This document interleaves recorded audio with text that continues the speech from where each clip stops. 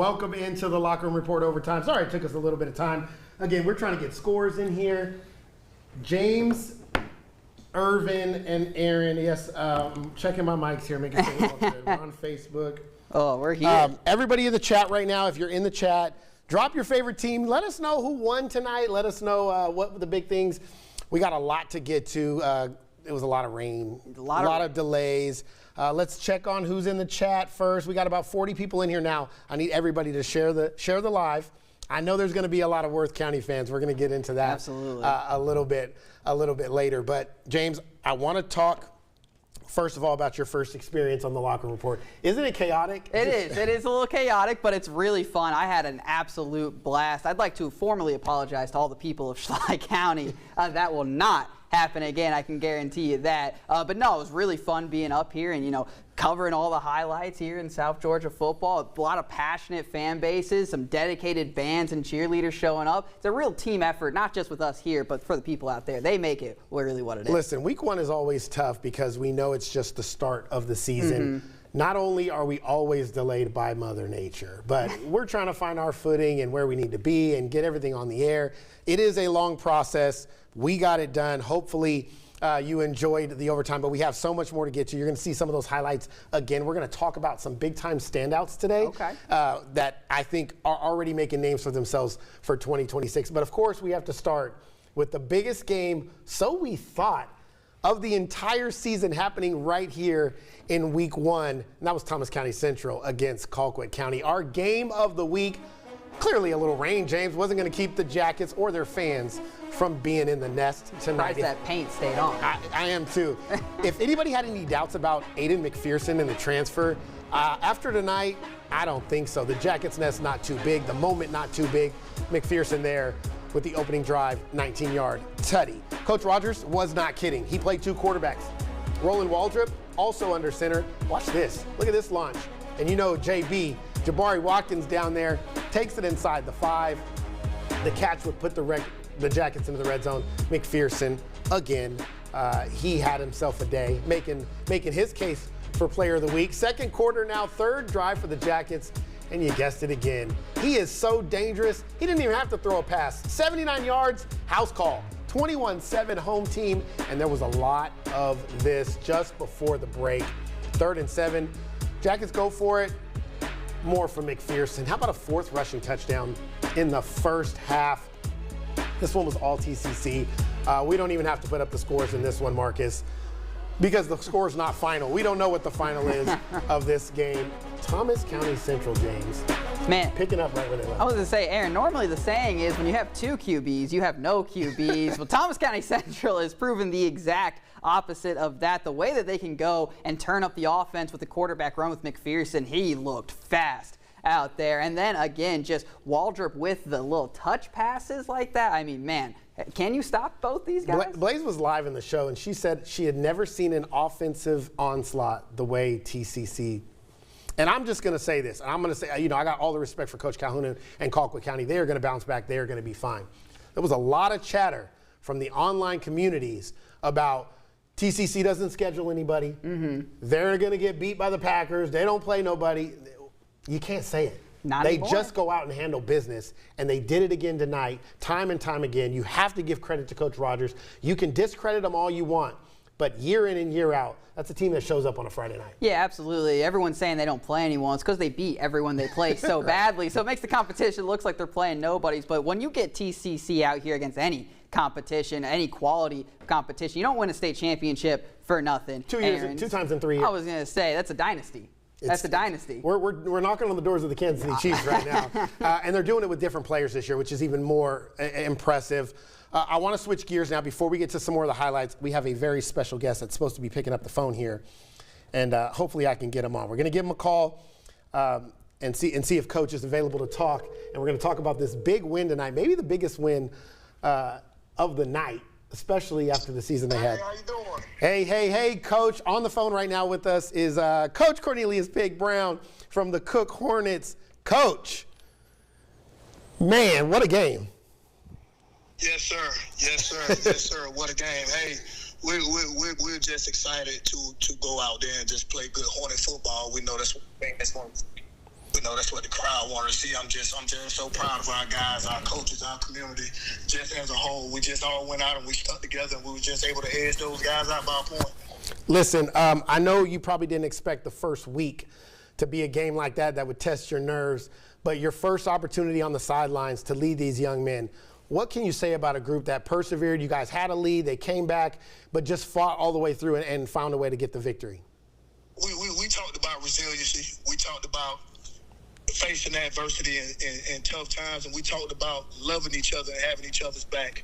There was some challenging moments on the sideline, but we all pulled together as one, and we fought for each other. And like I said, we were just able and just lucky enough to come out with the 1-point victory against a great Swainsboro team. Yeah, man, listen, we've been excited for you guys. I said that you guys were going to sleep or be sneaking up on some people this year. I just felt an energy from you, from the program. I know what that running game is about. I know what the defense has. And I really think that this team can be truly something special. What were some things tonight that you maybe want to clean up that you weren't happy with from the guys? We got to clean up a lot, including me. You know, there's some things I can do better as a head coach. We got to clean up some things offensively. We got to clean up some things defensively. You know, I just think about the defense. You know, me being a defensive guy. Yes, sir. Fourth downs, fourth and longs. You know, you just got to have a better sense of awareness and be able to get off the field. And you know, on offense, we just got to pick up some blocks, and we just got to do some things better. On special teams, that can get you beat at any point of the time. We got to clean up things on that end as well. We just got to clean up on all three phases of the game. But I think I got the right support system. I got one of the best staffs in the state of Georgia, and we're going to get to work on that on Sunday. Yes, sir, Coach. I have James Irvin here with me. He has a question for you. Yeah, Coach, you mentioned some of those things you want to clean up, but let's highlight the good things. I mean, 36 points in week one. How proud are you of your offense here tonight, showing up, especially given the conditions? Hey, I told those guys we were going to win the game off how they played. Those guys were tough and physical, and when it came down to it in the clutch moments, they were able to execute the plays. Our offensive coordinator and our offensive coaches had a great game plan down the stretch right there, and we was just able to execute that last 2-point conversion to put us on top in overtime right there. So just super proud of those guys, just sticking with it, staying positive, and just going out and executing the play. Listen, Coach, I don't want to take up too much of your time. I know you told me you're driving on back roads. I want to make sure you guys get home safe. I just wanted to say congratulations. I thought it was a huge win, a huge statement to come out week one and outlast an opponent given weather, delays, all of that stuff. So we want to give you a shout out here, and the Cook Hornets ready to go in 2026. Hey, thank you all. Thank you all so much for having me, and thank you all for the love and support. But we got a lot of work to do. But, hey, in the meantime, between time, I'm just going to enjoy this victory. Yes, sir, Coach. Get home safe. We appreciate you. All right. Thank you all so much. Stay blessed. All right now. Coach Cornelius Pig Brown from the Cook Hornets, who had a huge 1-point overtime victory. Listen, this was an ebbs and flows game. They were ahead. They tied it up. That's the kind of stuff we're giving here on Overtime, real-time reaction. He's on his way home from a stressful, I'm sure, victory, but we had to show it.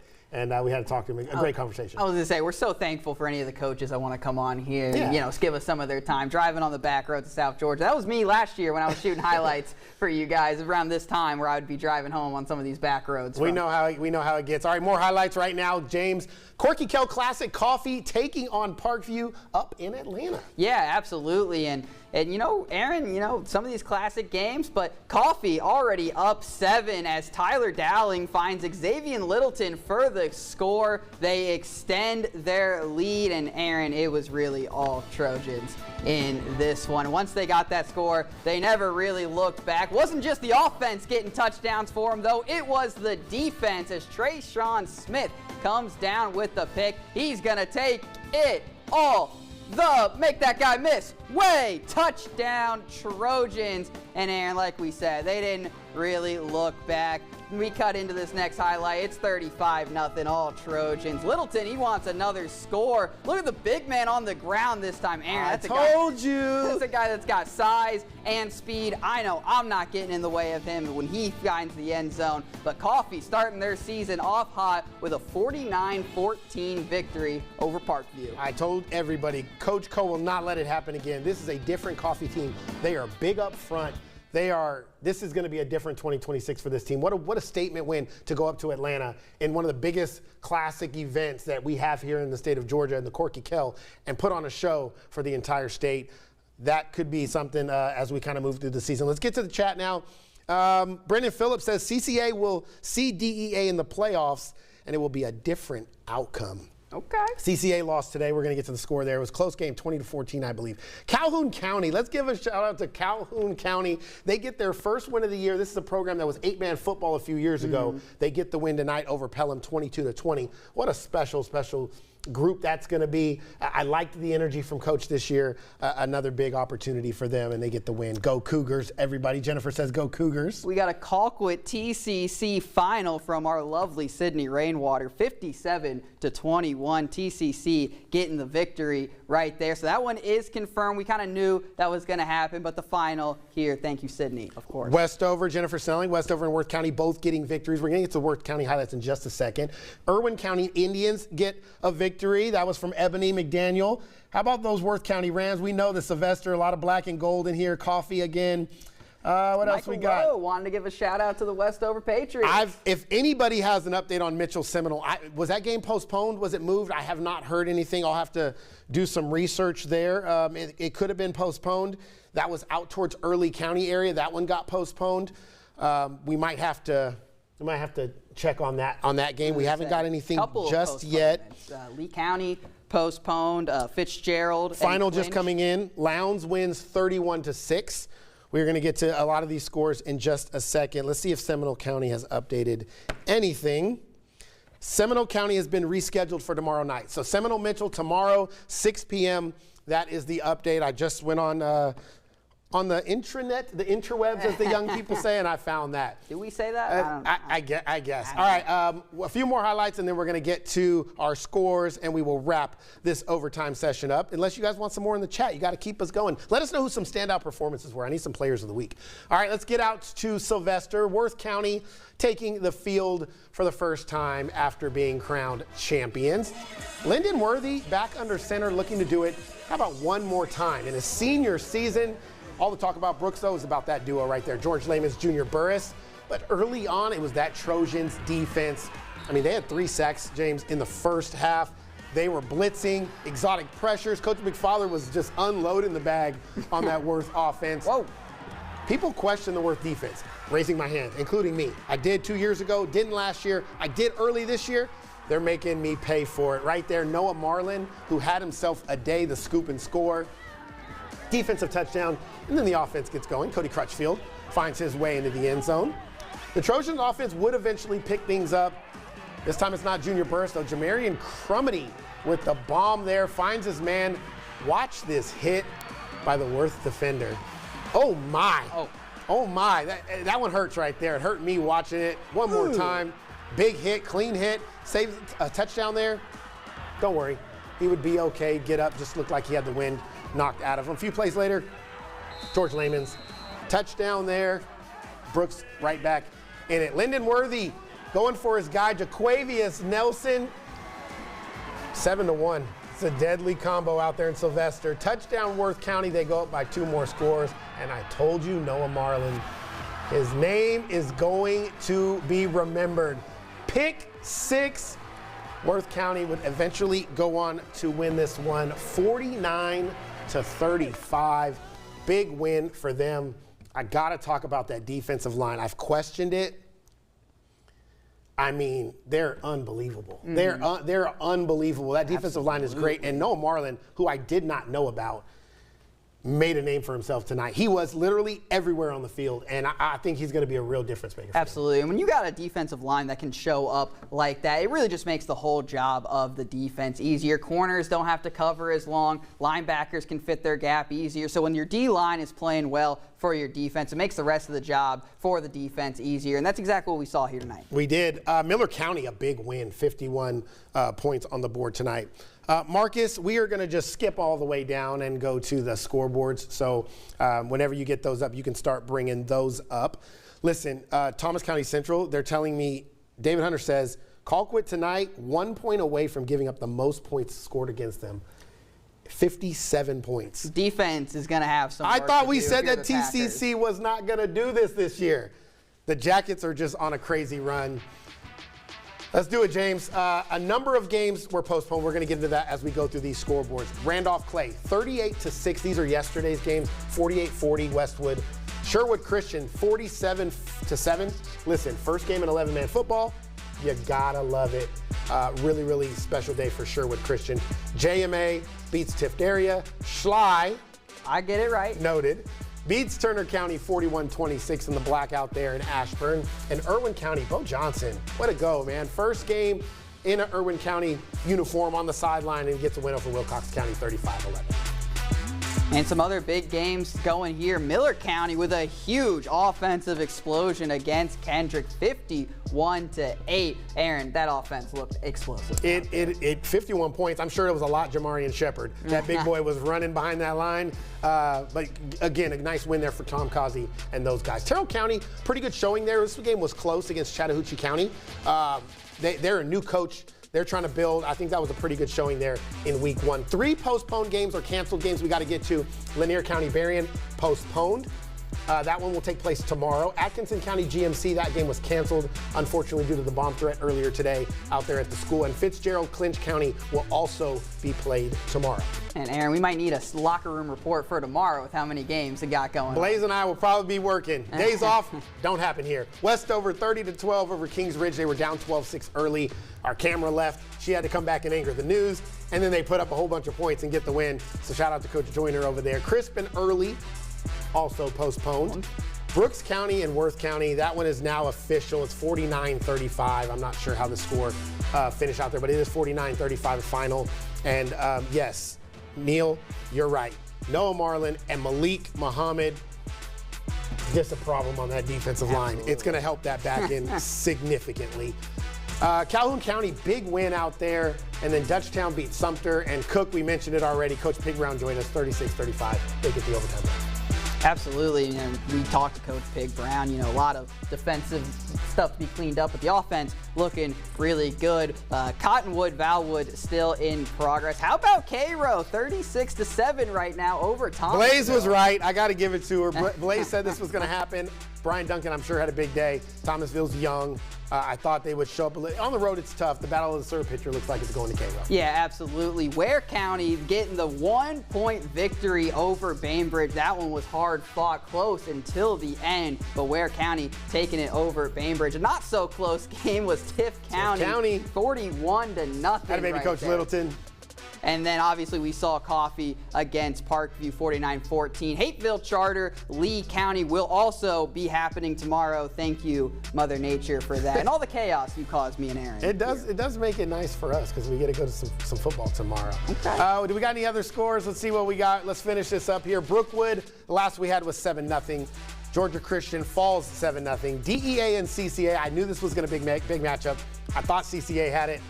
It was close. They could see them again in the postseason. That could be a state championship preview. Deerfield struggling on the offensive end once again, but that defense is something to build upon. They only give up 6 and it was a block punt, so they didn't really give up anything. Exactly. And then SGA outlasts Terrell Academy in a rivalry game that I wish I could have been at. It's always fun going out there in Dawson, and it looks like Terrell Academy started playing better there late in the game, but they fall 44-28. Valdosta was also winning big. I wanted to make sure I point that out. TCC did win. Lounge ended up winning. A lot of Let's Go Rams. A lot of football still to come. There were highlights we didn't get in tonight because the rain. We were supposed to be at Berrien. Clinch, Fitzgerald, Lee County. Obviously, those games are going to take place tomorrow, so guess what that means? You got to tune in tomorrow at 6 and 11, and we will have highlights for you, scores, and all of that good stuff. Blaze and I will. And make sure you send in your highlights. If you got a good shot at the game, send it to 10 at WALB.com right now. Send in your highlights for Play of the Week. Maybe you'll find yourself or your son or on the news, and we'll try to get you some shine. Absolutely. You got that best angle of the touchdown. We want to see it. You want your school featured. We want your school featured as well, so make sure you guys are sending it in. For week 1, Aaron, not bad. Not a bad week. Not a bad week 1 across South Georgia. They always show out. Tomorrow, voting will open at 6 p.m. for player, team, coach, and play of the week. Make sure you go to WALB.com and vote. James will be back with us next week. Blaze will be out in the field at our game of the week, which will be announced on Thursday. And in a couple weeks, we got a new member joining the team, so you'll get to see him in just a few weeks. Thank you for watching Overtime. Thank you for enjoying week 1 with us. And we appreciate all of you in South Georgia. Have a good night.